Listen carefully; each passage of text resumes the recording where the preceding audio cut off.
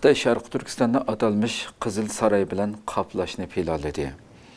Qadrli ko'ruvchilarimiz, albatta Xitoy tajovuzchilari vatanimiz Sharq Turkistonda davomlashtirayotgan irqiy qirg'inchilik jinoyatini yepish uchun inson aqliga, shaytonning aqliga kelmaydigan har xil turlarni o'ttirg'a chiqarib, dunyoning ko'zini bo'yash bilan birga bunun o'xshash vatanimizni texambak xitoylashtirish, texambak assimilyatsiya qilish uchun to'xtovsiz holatda xilma-xil planlar bilan davom qilyotdi. Bu şunun cümlesideki bir haber. Bu assimilasiya cinayetini texamı küçeytiş üçün növbette Xitay medeniyeti ve komünizm ideyası birleştirilgen atalmış Kızıl Saray'ın yüzünü kuruşunu planlagan. Yani Şarkı Türkistan'da bütünley Kızıl komünistliğini teşvik kıldıgan merkez saraydaki yerlerden yüzünü planlagan. Öyle bakaylı yani mevcut növbetteki ahvalinde savur bakaylı.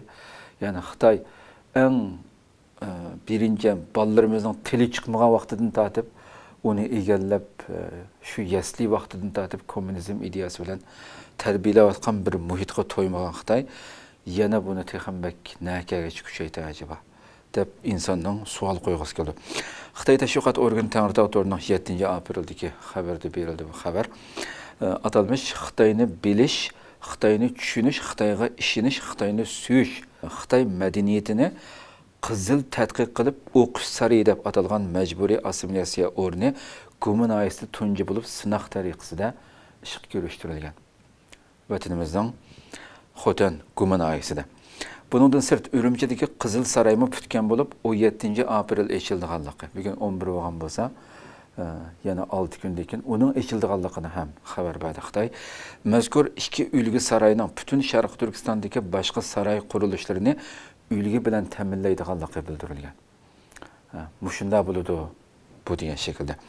Xitoy kelgusi 3 yilda mazkur tur bo'yicha butun Sharq Turkistondagi har qaysi nahiya shaharlarda bu xil Qizil Saraydan yüzünü qurishni planlagan bo'lib, bu o'rinlarga Xitoy madaniyati, kommunizm ideyasini tashviq qilish asosli maqsad qilingan 1 million kitob qo'yib, hamma joyni qoplashni planlagan.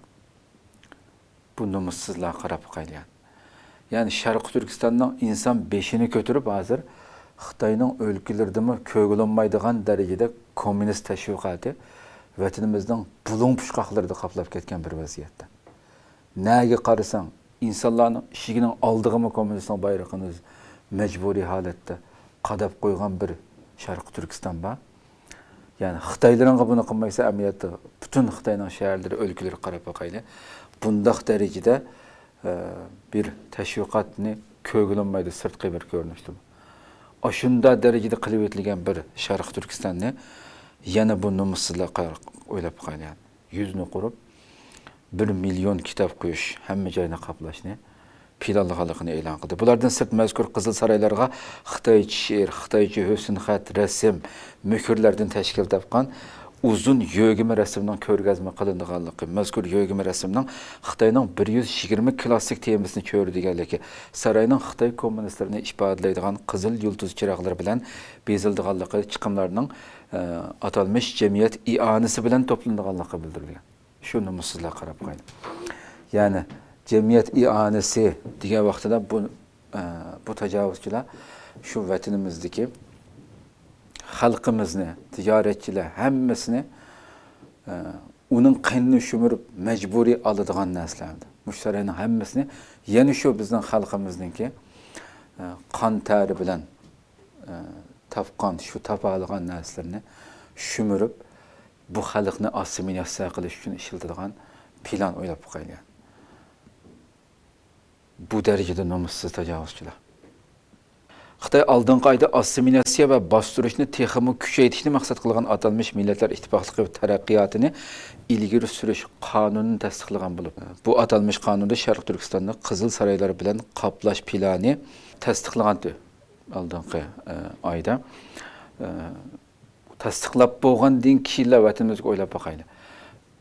Bu shu har qaysi sinlar e'lon qilingan sinlarni cheki virus keladiki Uyg'urcha xatlarning sökülayotganligini ko'rdik.